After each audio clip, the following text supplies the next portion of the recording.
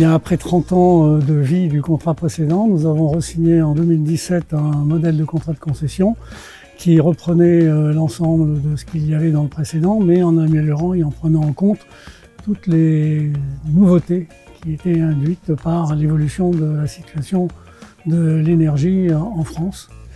Et notamment, et je tiens particulièrement à souligner cela, nous avons dans le contrat de concession fait un bilan de la concession précédente.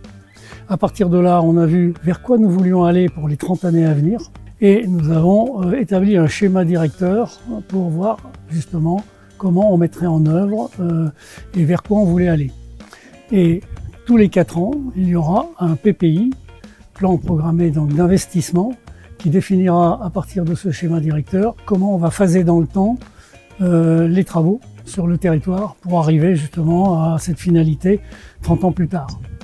Ces contrats donc sont signés entre Enedis et nous-mêmes après des négociations qui prennent les intérêts des uns et des autres dans la programmation et les financements étant communs, regroupant et les financements que le Enedis peut y apporter et ceux que le syndicat peut apporter.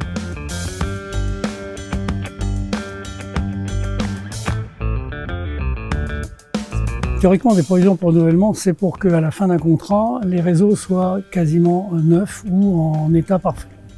Voilà à quoi ça sert.